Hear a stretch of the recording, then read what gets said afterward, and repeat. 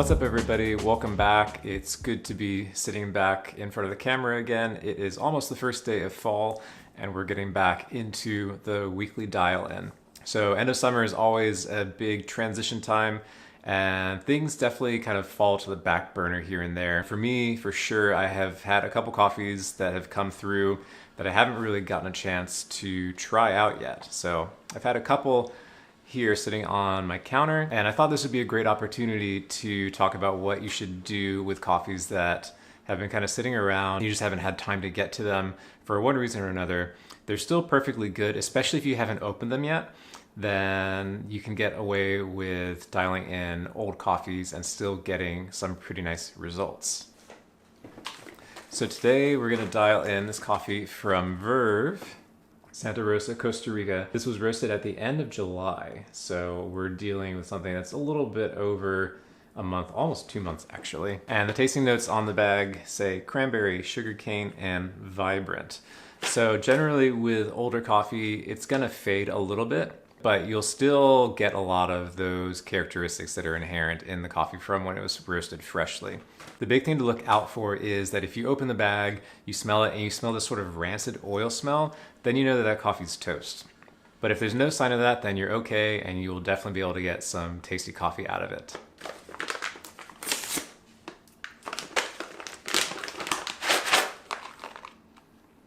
Yeah, and no sign of that here. Still some like pretty nice sugary notes. I don't know why I'm smelling the bag. This is kind of weird. But yeah, no sign of that kind of rancid oily smell. So we're good to go. Let's throw this guy in here and see what we can do.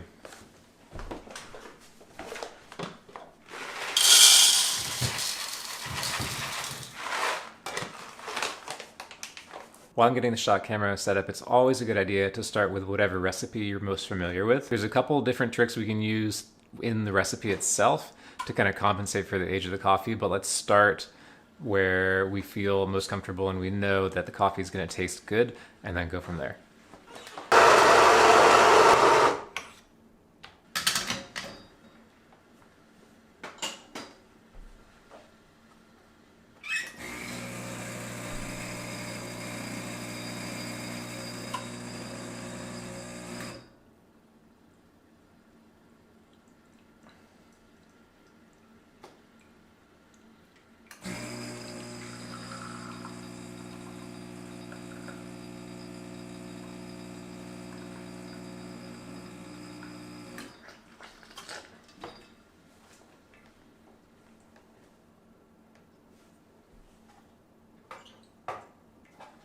Okay, so we're starting with a recipe of 17 grams in, 35 seconds out, and shooting for a time around 25 to 30 seconds. Now we actually did get that. We got 17 in, 35 out, actually about 37 out in 27 seconds. So kind of right in the pocket, which I honestly wasn't expecting. It looked like it was running really fast, especially like the flow rate was way higher than it normally would be, especially during pre-infusion. It was very, very drippy. It wasn't a lot of like really syrupy, kind of that slow moving espresso flow that you're kind of used to. But let's see how this turns out. So it started out a little bit earthy, but there's a little bit of sugar cane coming through. There's some kind of like very, very subtle red fruit, like maybe a baked cherry, kind of hiding in there. And the vanilla is starting to come out a little bit too. All right, this is actually pretty tasty right off the bat. I'm pretty surprised. A little bit sour now that it's kind of sitting on my palate, especially in the back. You can definitely feel like an under-extracted espresso. Thinking like, you know, it's sometimes hard to distinguish acidity versus something that's just sour because they're sort of similar mouthfeels. But acidity is more of this kind of like very clean, very like almost sparkling sensation on your palate. Whereas sour is sort of this kind of like gripping, it feels like it's like wringing your palate out a little bit. Yeah, that red cherry, maybe even like kind of like a dried strawberry.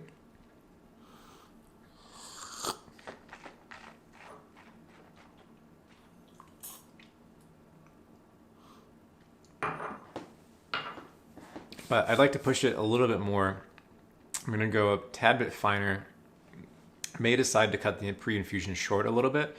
Since it is an older coffee, there's not gonna be as much CO2, which is typically the idea behind blooming your coffee or pre-infusing, is to get some of that CO2 out, which causes a lot of turbulence and disturbs your water flow. Without that being as much of a problem, then pre-infusion probably isn't super necessary. But let's change the grind, go a little bit finer first, and then make a decision on pre-infusion after that.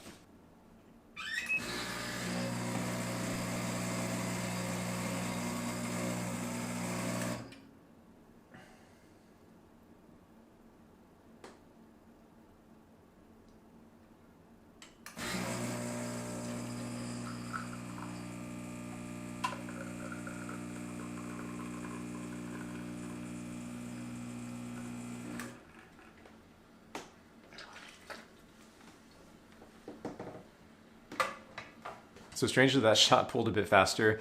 We got 42 grams out because I couldn't stop it soon enough. And the time was about 24 seconds. Same input. And let's see what we get. Sometimes when you pull a larger volume of espresso, then you'll achieve the same sort of thing as grinding finer. You will lose a little bit of strength, but you'll get a little bit more extraction as well. So depending on how that balance works out, this might actually end up being pretty good. And there is a little bit more acidity right away, but it's also getting me in the back now too. I think I'm gonna get rid of the pre-infusion, go even a little bit finer, and then see where this goes. I'm gonna give it one more try, but I don't think this is the right direction.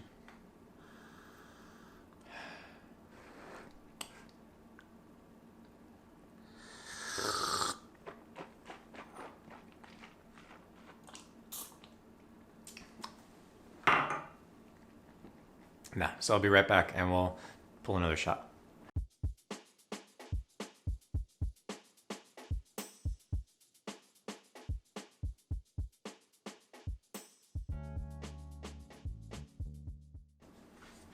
All right, so I actually had to stop because we've gotten to the point where the Vario really doesn't want to grind much finer without jamming and overheating. So basically had to pause for a minute, let the grinder cool down, grind a little bit, let it cool down, grind a little bit, cool down, grind a little bit, cool down. So at this point, we're sort of out of options as far as grind goes, so we'll see how this goes.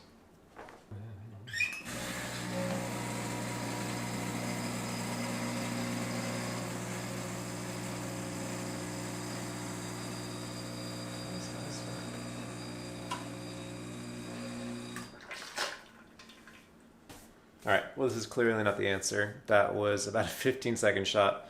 So we're gonna go ahead and up to 18 grams and see what happens with that.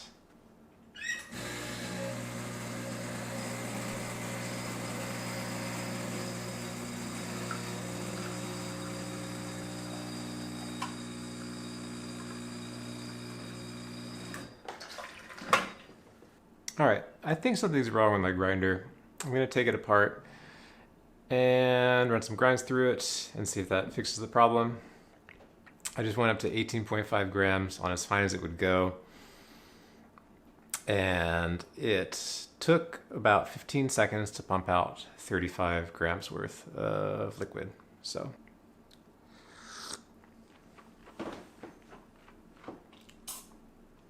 yep, and that's not good. So I'll take a break, be right back. All right, so that was a lot of trial and error just now.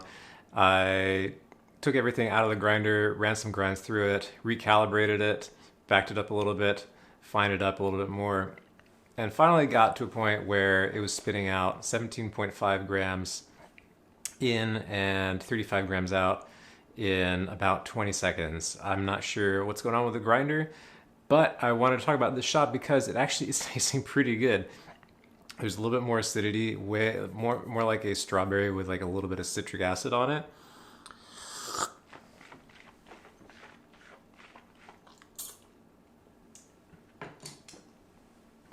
and that sourness is still there a little bit, but it's mostly gone away. So it's kind of a weird day with my grinder. Might be looking at getting a new grinder soon, or just sending it into Baratza because they've got a really good repair program. My parents actually recently sent in their Encore, and I think they'll fix it for a flat fee of $50. Don't quote me on that, but I'm pretty sure that their repair program is very reasonable. So that might be on my list of things to do this week. But yeah, generally speaking, with older coffees, they are more soluble. So to get a similar flow rate, you're gonna have to grind a lot finer or up the dose of the coffee that you're using. So why did it taste better when I got a shorter brew time, when I was actually aiming for a longer brew time? And that's a really good question. A question I don't have a great answer to, other than sometimes the flow rate being higher can increase the extraction. And with an older coffee, it is more soluble, so it needs a shorter brew time, or it doesn't need as long of a brew time, essentially, to get the same sort of extraction that you would have gotten when it was fresher. Decaf behaves this way sometimes too because of all the processing that it has gone through. They're typically roasted a little bit darker as well, so they're also more soluble and kind of behave like a coffee that has a little bit of age on it. Often because it's been in this long process instead of going from farm producer container to the roaster, or perhaps from an importer to a roaster. It has gone from farm to container to Swiss water in Canada, perhaps, hung out there and gone through that process, and then gotten shipped to an importer and then gone to a roaster.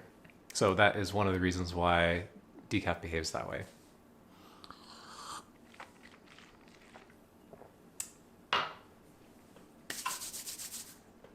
All right, so that concludes this episode. I hope you enjoyed it. I was definitely very frustrated with my grinder during this whole process, but actually pleasantly surprised that I actually ended up getting something that was really delicious at the end of it anyway. So anyways, thank you all so much for watching.